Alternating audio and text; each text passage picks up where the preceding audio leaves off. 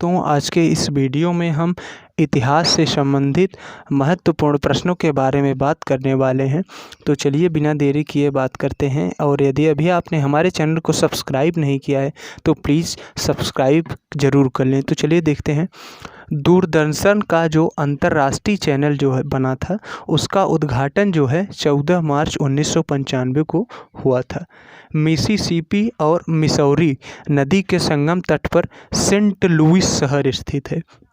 यदि प्रश्न पूछा जाए जो सेंट लुइस शहर है किस नदी के संगम पर स्थित है, तो जो मिसिसिपी और मिसौरी नदी है इसके संगम तट पर स्थित है। हे राम जो फिल्म बनी थी इसके निर्देशक कौन थे, तो जो कमल हसन जी थे वे जो है हे राम फिल्म के निर्देशक थे।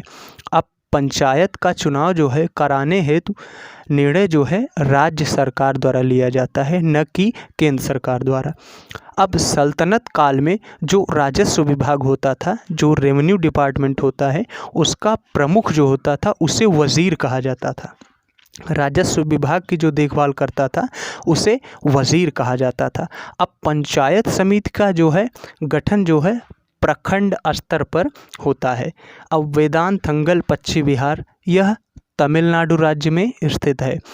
बंगाल के खिलाफ सैन्य अभियान जो करने वाला जो पहला मुग़ल शासक था वह हुमायूं था जिसने बंगाल के खिलाफ पहला सैन्य अभियान शुरू किया था। अब अर्जुन पुरस्कार की बात की जाती है तो अर्जुन पुरस्कार जो है यह जो है प्रथम महिला जो थी एन लम्सडेन को जो है पुरस्कृत किया गया था।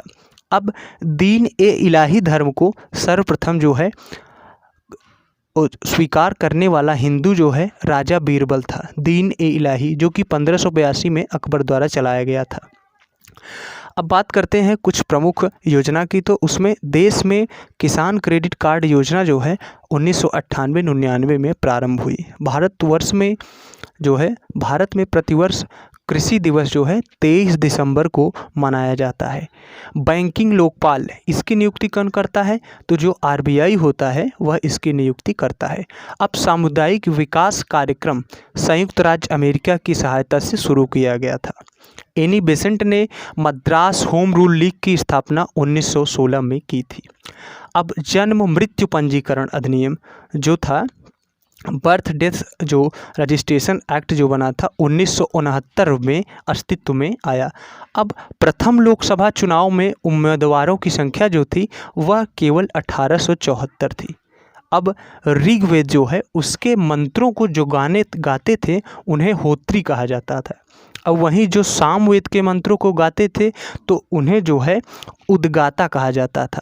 यानी ऋग्वेद का मंत्र जो उच्चारण करते थे उन्हें होत्री कहते थे और जो सामवेद मंत्र को उच्चारण करते थे उसे उद्गाता कहा जाता था। ये थे इतिहास के बहुत ही महत्वपूर्ण प्रश्न जो कि सभी एग्ज़ामों में पूछे जाते हैं। तो आज के लिए इतना ही। प्लीज़ हमारे चैनल को लाइक करें, शेयर करें और सब्सक्राइब ज़रूर कर लें।